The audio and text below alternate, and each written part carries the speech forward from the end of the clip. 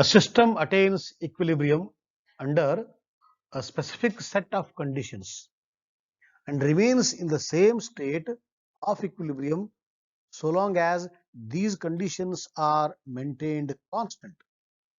A change in these conditions disturbs the equilibrium and causes a net reaction to occur.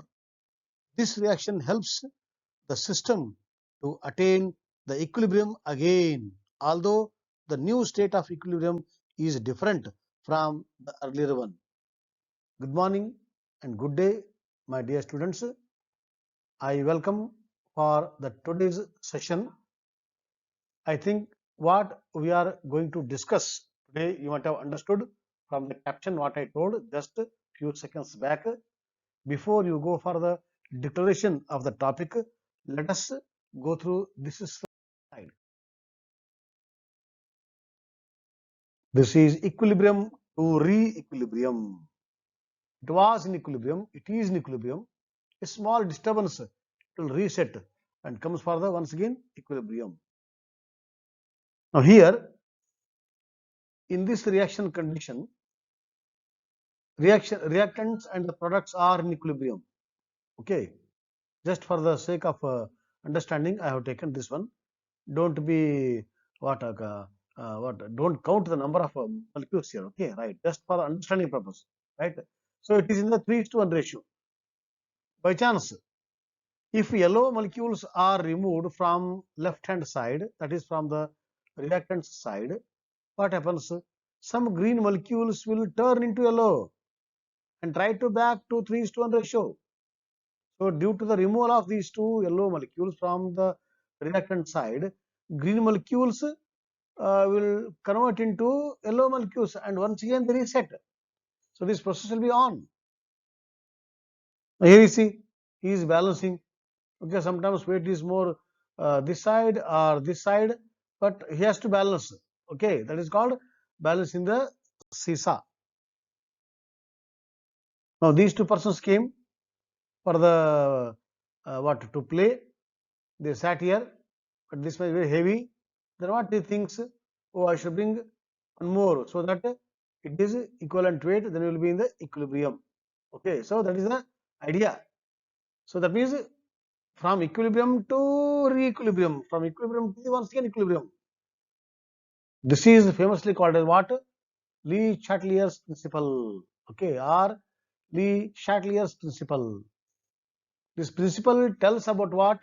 About when a system is in equilibrium, that time any disturbance happens, any change is brought to that chemical equilibrium, then it will accept it. It will welcome the change, it will welcome the disturbance, it will welcome the stress, it will welcome the change. But it will, due to that extra stress or the extra condition you are putting on a chemical reaction which is in equilibrium, slight disturbance is there. But that disturbance is reset so that a new equilibrium is maintained. That is called Le Chatelier's principle, very famous principle. Okay, that's why now I think this picture I took on the first day of our discussion. So the famous scientist is what? From the France, Le Chatelier, and his name is full name is Henry Louis Le Chatelier. That's why this principle is called what? Le Chatelier's principle. Okay, what exactly Le Chatelier's principle is? When a chemical system at equilibrium is disturbed, it reattains equilibrium by undergoing a net reaction that reduces the effect of the disturbance. So whenever a chemical system is in equilibrium, by chance if it is disturbed, it reattains the equilibrium by undergoing net reaction so that it reduces the effect of what is done on the equilibrium. Okay, a system is disturbed when a change in conditions forces it temporarily out of equilibrium. Temporarily it will go out of equilibrium, but the system responds to a disturbance by a shift in the equilibrium position until a new equilibrium is reached. Same way, same the same crux in different way. If a dynamic equilibrium is disturbed by changing the conditions, the position of equilibrium moves to counteract the change. Okay, so I welcome the disturbance, but I'll reset myself. That is the meaning. Now he is explaining in terms of stress here. If a stress is applied to an equilibrium system, the reaction will shift in a direction that tends to reduce the change. Okay, even in the life also, by chance when we are in the equilibrium conditions, that time any stress happens, so we have to welcome, because we can't avoid stress, we have to welcome the stress, but at the same time we have to balance once again in such a way that that stress is reduced. So Lee Shartley's principle not only applicable to the chemical system, for a real system also. So system starts at equilibrium in the beginning, a change or a stress is then made to system at equilibrium by these conditions. Okay, then at the end system responds by shifting to reactant or product side to restore equilibrium. Which side I have to move, whether from reactant to product or from product to reactant, they will decide.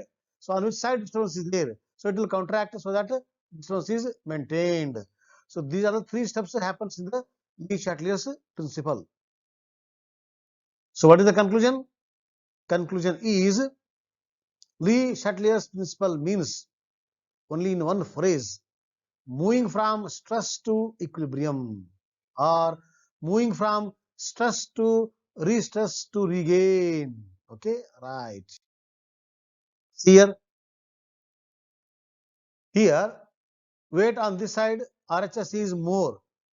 So to maintain the weight on the left hand side, some amount of this side will convert into water, so that they will go for once again equilibrium. That's why add more hydrogen, so that it will go for the formation of more water molecules, and once again a new equilibrium is set.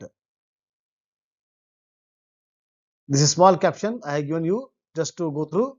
Okay, so that means today what we understood? We understood what is meant by Le-Chatelier's principle. Now, what are the effects? How they will re-establish, regain the equilibrium, under what conditions, what are the factors affecting the chemical equilibrium? All these we learn in tomorrow's session, in our next session. Till then,